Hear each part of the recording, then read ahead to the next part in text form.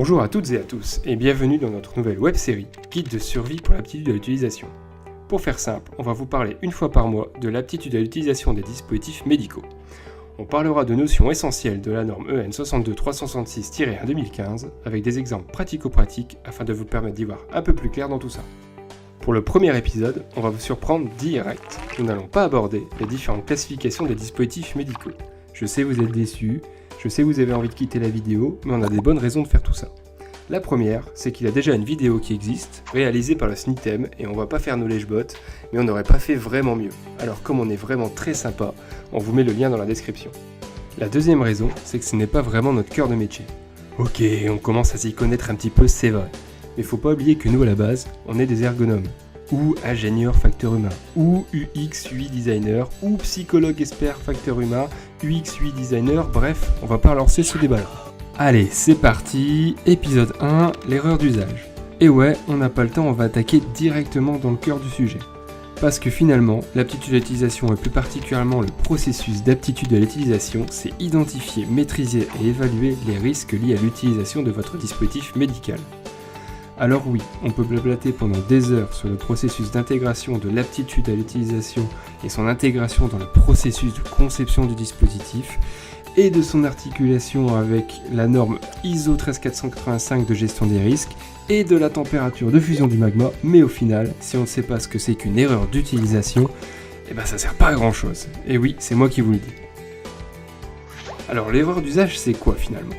C'est l'action de l'utilisateur ou une absence d'action de l'utilisateur lors de l'utilisation du dispositif médical, qui aboutit à un résultat différent du résultat prévu par le fabricant ou attendu par l'utilisateur. Voilà, c'est terminé, on se revoit au prochain épisode, abonnez-vous, laissez un pouce bleu, tout ça. Allez, on est sympa, on va vous réexpliquer un peu plus le truc. Déjà, la base de la base, c'est de différencier l'utilisation normale et anormale du dispositif.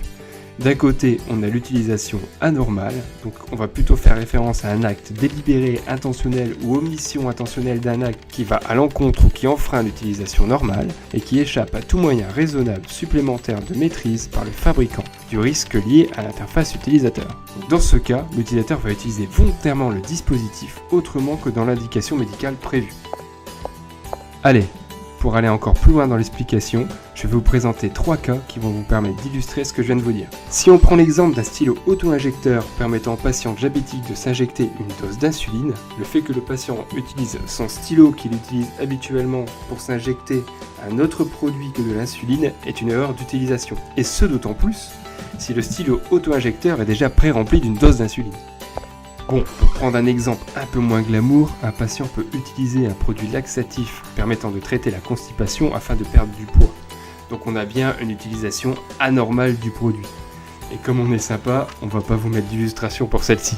Allez, un dernier exemple pour être certain que vous ayez bien compris. Si un utilisateur prend son stylo auto-injecteur pour enfoncer un clou dans un mur, c'est une utilisation anormale du dispositif. Bon, celle-là, elle est facile, et faut dire qu'elle est un peu stupide aussi. Si on veut vraiment enfoncer un clou dans un mur comme il faut utiliser un bon vieux défibrillateur. Bon, je pense que vous avez bien compris le principe. Si maintenant on se penche sur l'utilisation normale, c'est le fonctionnement compris lors des vérifications périodiques et des réglages faits par un utilisateur, ainsi que dans l'état en attente, selon les instructions d'utilisation ou conformément à la pratique généralement acceptée en vigueur pour les dispositifs médicaux, fournis sans instruction d'utilisation. Bon, on a encore ici une super belle définition, super simple à comprendre. Ce qu'il faut retenir, c'est que là, on reste dans l'utilisation concernant l'indication médicale prévue du dispositif. On va plutôt faire référence à la fameuse erreur d'utilisation. On fait référence également à plusieurs cycles de vie concernant l'utilisation du dispositif, et pas uniquement à son utilisation lors de la réalisation de l'acte médical. Bon, ça c'est une autre histoire et un autre sujet qu'on nous aborderons plus tard. Et ça c'est promis. Maintenant, on va illustrer tout ça en reprenant nos exemples. Si on reprend notre exemple de stylo auto-injecteur, on peut aborder 2 grands types d'erreurs. Le premier type d'erreur serait plutôt une action erronée de l'utilisateur qui va par exemple prendre sa dose d'insuline sans enlever son vêtement. Ou par exemple prendre une dose non recommandée d'insuline parce qu'il aura des difficultés à régler le dosage via son interface utilisateur. Cela pourra aller jusqu'à un utilisateur qui n'utilise plus son stylo auto-injecteur car il n'est plus sûr de la façon de régler la dose d'insuline. Dans ce cas, on aura plutôt une absence d'action de l'utilisateur. Pour terminer, si on reprend notre exemple sur le produit laxatif, l'utilisateur pourra se tromper sur la posologie et avoir un nombre de prix de journalière contre-indiqué. Cela peut être causé par exemple par un manque de clarté de la notice. Bon après, pour le dernier exemple, j'espère que je n'ai pas besoin de vous expliquer qu'on prend un marteau pour enfoncer un clou dans un mur et pas un dispositif médical. Bon, comme j'ai l'impression que vous avez compris, on va s'arrêter là pour aujourd'hui. Bien entendu, il reste plein de trucs à voir sur l'erreur d'utilisation, mais je vais déjà vous laisser digérer tout ça avant la prochaine vidéo. Et comme on est méga giga sympa, on va vous mettre un quiz en ligne la semaine prochaine, pour savoir si vous avez bien tout compris. Ou dans 2 ou 3 semaines, si on a du retard. C'est quand même un risque qu'il faut prendre en compte. Donc voilà, merci d'avoir regardé la vidéo, n'hésitez pas à la partager si elle vous a plu, et à nous laisser un petit commentaire éventuellement, ça nous permettra peut-être d'améliorer nos prochaines productions. Donc vous savez, nous les ergonomes, on aime bien tout ce qui est cycle d'itération avec nos utilisateurs, etc., etc. Je vous dis à bientôt pour de nouvelles aventures, et en attendant, n'oubliez pas, ne soyez pas trop dur avec votre entourage car l'erreur est humaine.